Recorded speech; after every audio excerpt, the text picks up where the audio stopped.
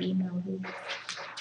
I think those are the ones I emailed out before. If not, these are some you just need to take notes on. It's not all of them. No, these are some, if I sent them to you, I sent them last week. The week before, Okay. but that portion is not. Okay, this is not on your notes, then. You need to write this if you want it. Okay. For biblical exegesis, the most important literary context of a passage is the entire biblical book in which it is found.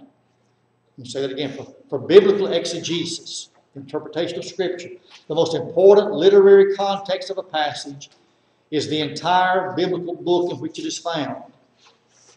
We talked about this earlier, where you don't just take a passage of Scripture, you need to, that's just a block. You find out how the blocks fit together to make the whole. How a given passage fits within a book, what it contributes to the entire flow of that book, and what the structure of that book contributes to it is of significant interest in the literary context step in exegesis. For instance, you need to know something about the structure of that book. Is it narrative? Is it poetry? Is it prophecy? What is that book? Then you put all that together and you're better able to get your most accurate biblical exegesis.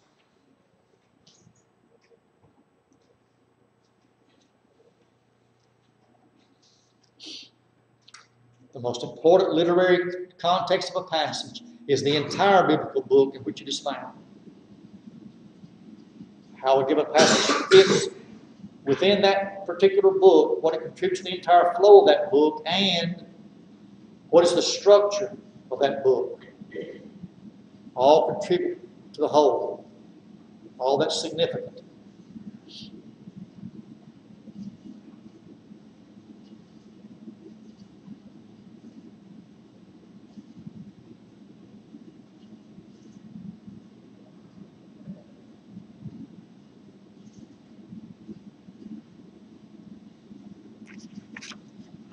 I gave you a sheet on lexical-syntactical analysis, or at least Robert passed it out to you.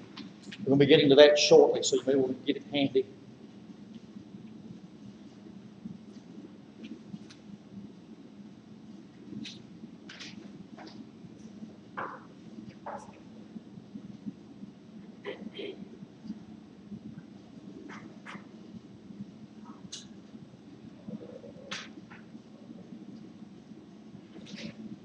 So right about caught up.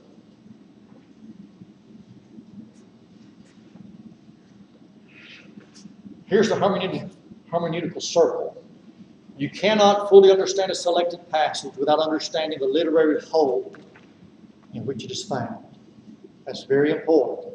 You cannot fully understand a selected passage without understanding the literary whole in which it is found. There again, context, context, context.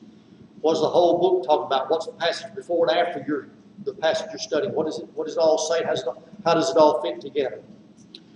One cannot fully understand a literary whole without understanding the selected passage within it. So that goes back, remember when we talked about earlier, understanding the blocks, the major blocks, and then understanding the whole book, how it all fits together. This is what it's talking about here. You cannot fully understand a literary whole. You cannot understand the whole book without understanding selected passages within it. You've got to understand those blocks of material to understand the whole, and then the reverse of the opposite of that is, the part of that is, you understand a passage to understand the whole book. So it works back and forth. You need to know both.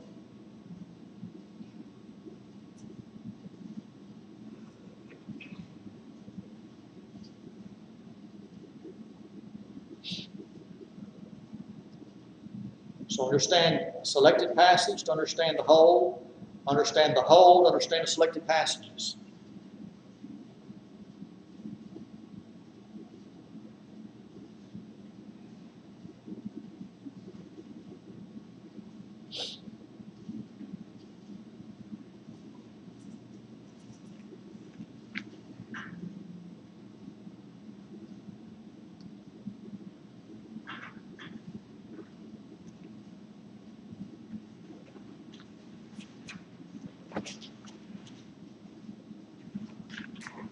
Here's how material may be arranged when you're looking at Scripture.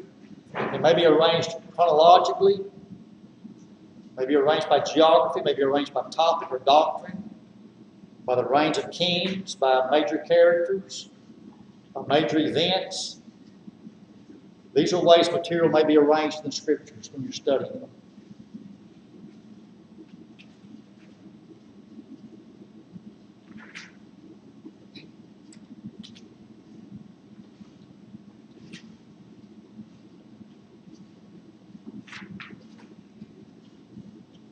So if I were going to be studying, for instance, the reign of kings, where on that chart I gave you the first class, we start with the canon right up to practical theology, where on that chart would I find the study that would deal with the reigns of kings?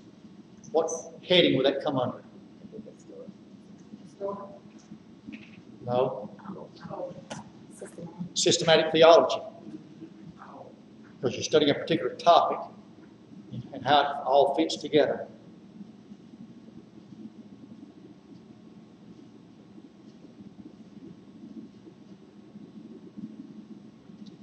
Same would be true with doctrine. If you find studying things that talk about doctrine, that falls under systematic theology. The best way to study that is just find everything that talks about that particular doctrine and study that.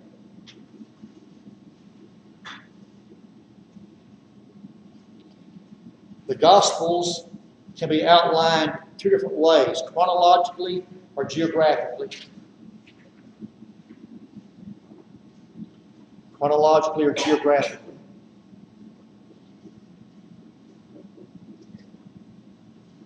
Now, when we taught New Testament, the life of teachers of Christ last year or last semester, we taught it more from a chronological order in the life of Christ. But we also dealt with geography. We dealt with Galilee. We dealt with Judea. We dealt with the Perean ministry. So we dealt with some of all of it, but it was basically a study chronologically of the life of Christ.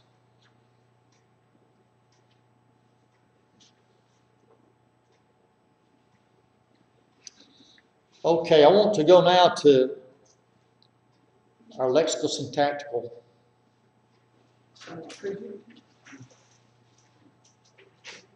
Do I need to go back? To here? Yeah. Okay.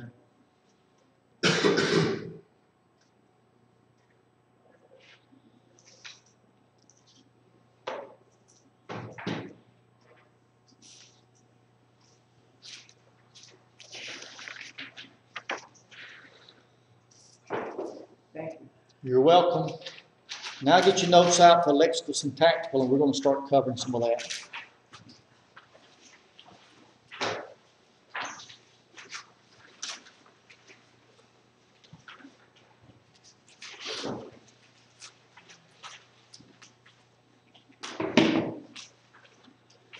Lexical-syntactical analysis.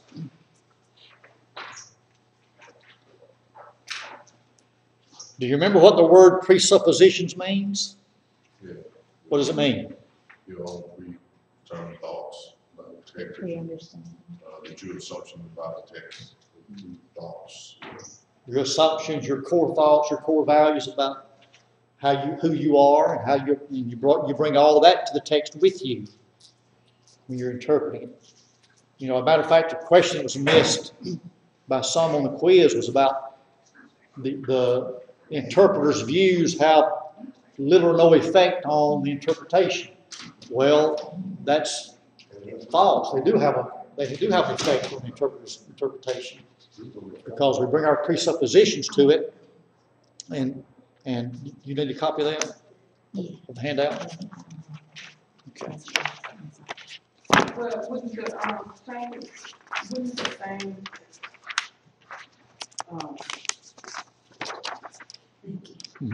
word for presupposition could be called values? Well, values is part of the definition of the presuppositions or pre-understandings. Values helps define that. So lexical-syntactical analysis is the study of the meaning of individual words. the study of the meaning of individual words. So we're looking at the word lexicology.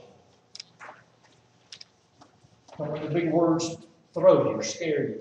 Lexicology, part of the definition that we have for this particular study, lexicology is the study of the meaning of individual words.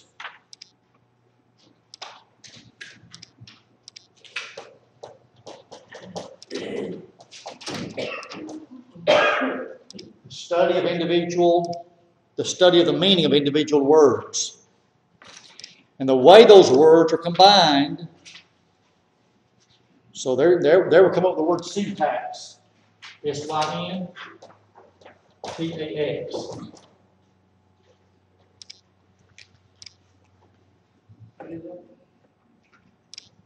So lexical refers to the meaning of the individual words, and syntax is the way those words are combined to determine more accurately the author's intended meaning. So you take the words, and how does he use those words in a sentence? How does he place his words in a sentence to make his thoughts? That's the syntax.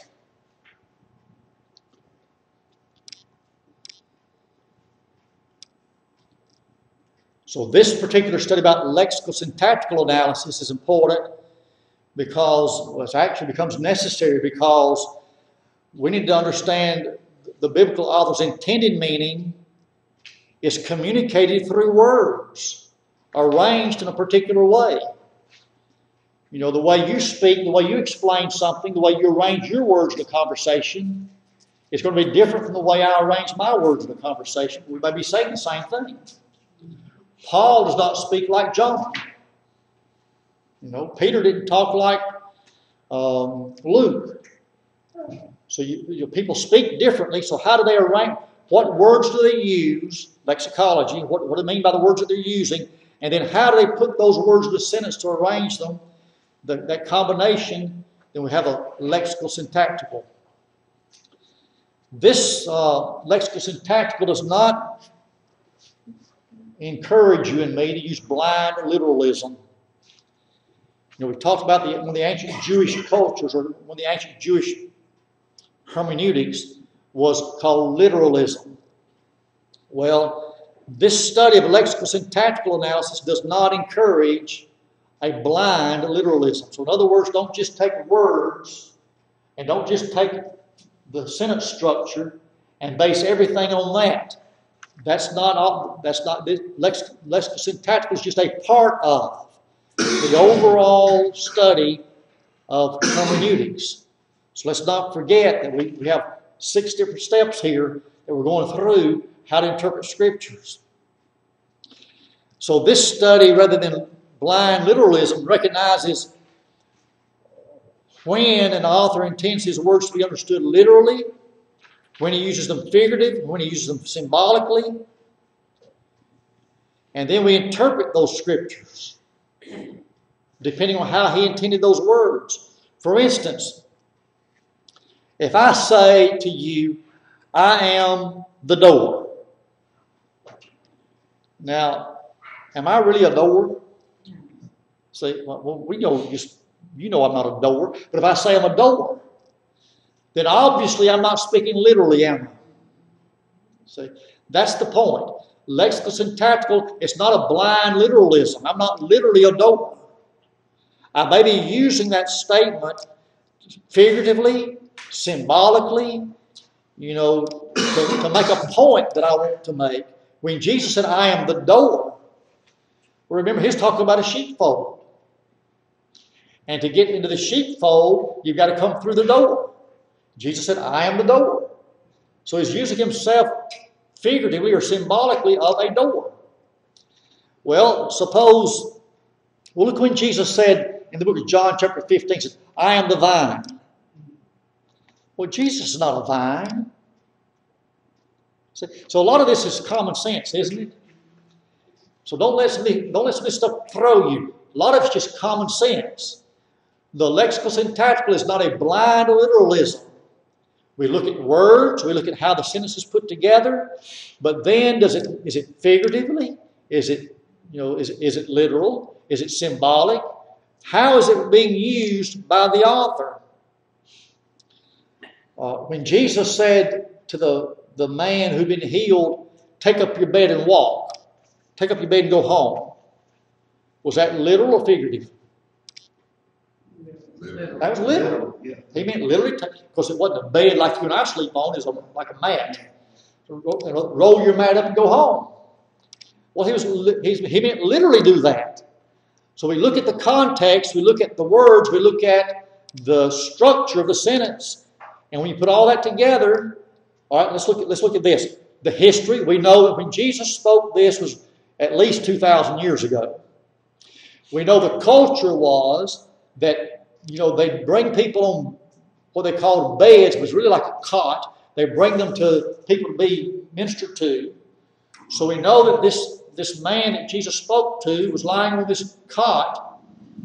And so Jesus says to him, you're healed, take up your bed and go home. So we understand about the history and the culture, and we understand the words, so we know that it's literal. So it's not hard to put together. It's a literal statement he's saying when he literally means, in our culture, you're here lying on a mat in front of me that you're healed now, so don't stop lying there, pick up your bed and go home. It's not hard to figure that out, is it? It's a literal statement. But do you see how we use this historical, cultural, contextual? We put all that together, and then look at the lexical-syntactical part of it, the words, how they're used in a sentence. And we know that it's an event happened about 2,000 years ago. We know the event, the culture, the history of how they brought this man to Jesus. And we know that he was on this mat. So when Jesus then said, take up your bed and go home, it's easy to deduce that it's a literal statement. It's not speaking figuratively. So this analysis is founded on the premise, although words may take on a variety of meanings in different contexts, they generally have but one intended meaning in any given context. Let me say that again because this is important. Lexical-syntactical analysis is founded on the premise that although words may take on a variety of meanings in different contexts, they generally have but one intended meaning in any given context.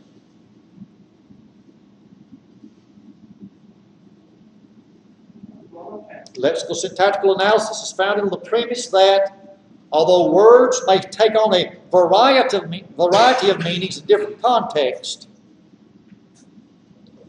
they generally have but one intended meaning in any given context.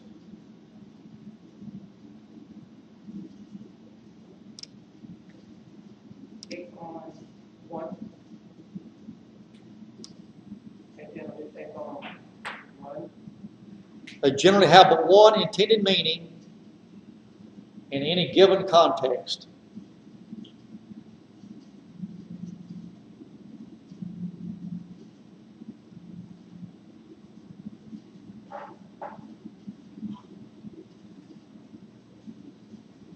Let's use another illustration.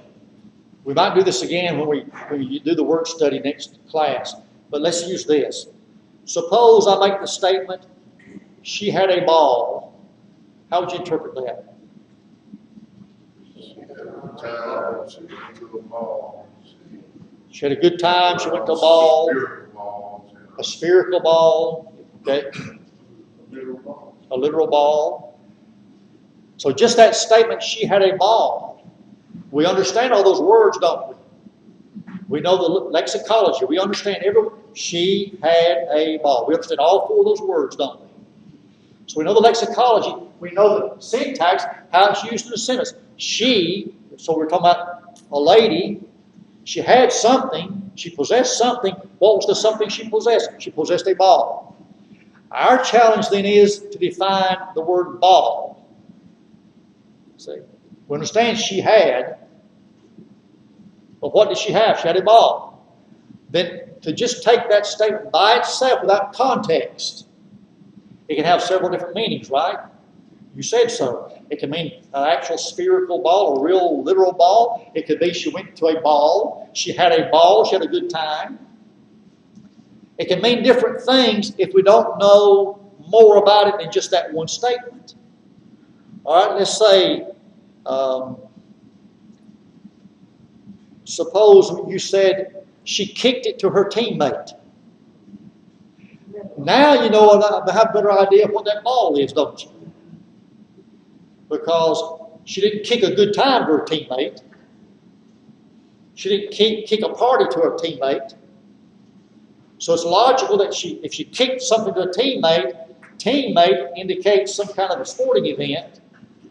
And so she kicked it, and that, in our culture, that means it's some kind of a ball she probably kicked. So then we understand the ball, when we say she had a ball, in that context, we know it's referred to a spherical object.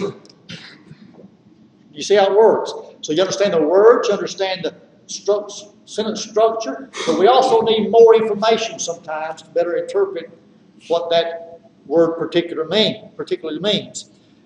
Then that brings back to the point I just made, where this analysis is founded on the premise that even though a word may take on a variety of meanings in different contexts, that word generally has but one intended meaning in any given context.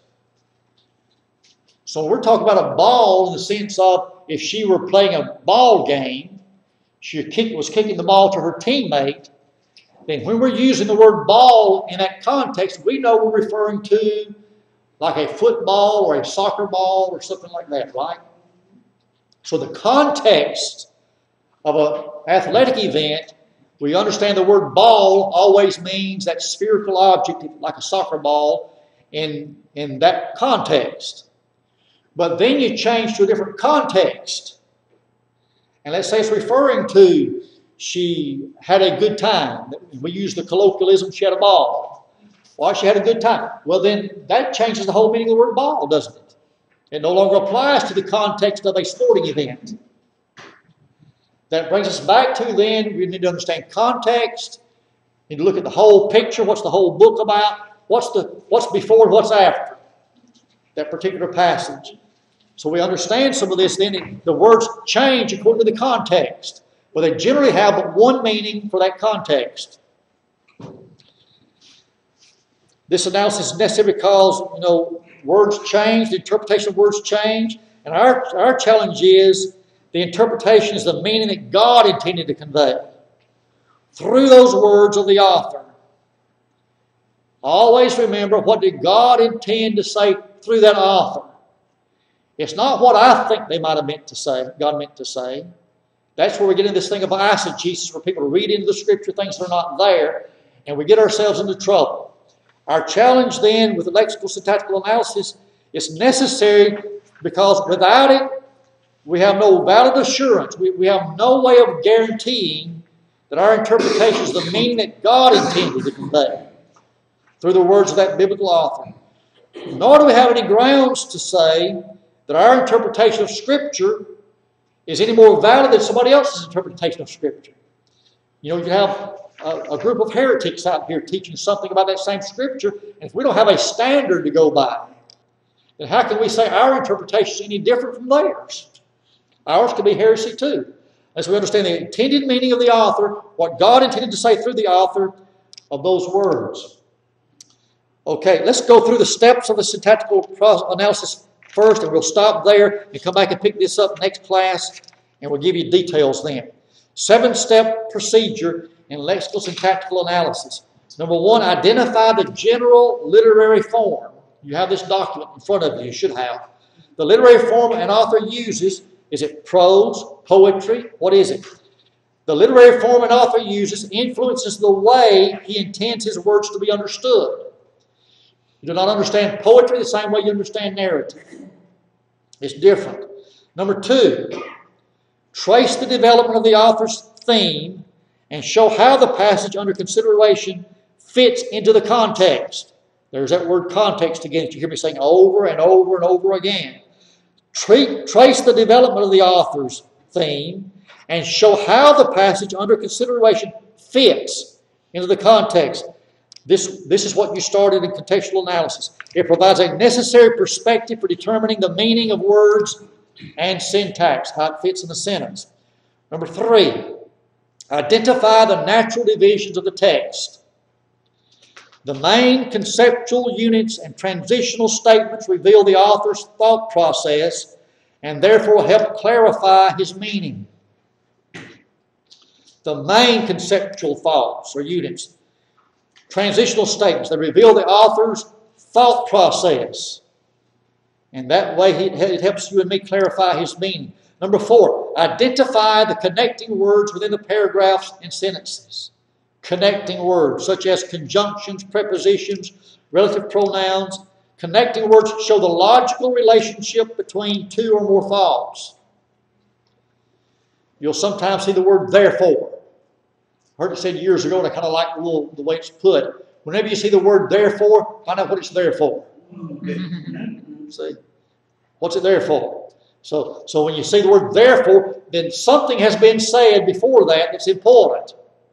So you find out what was said before that, and then what's said before that, then now you know, therefore. Since this happened, this is necessary.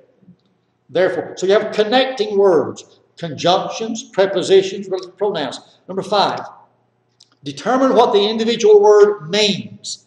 Here's our lexicology. Determine what the individual words mean. Any word that survives long in a language begins to take on a variety of meanings.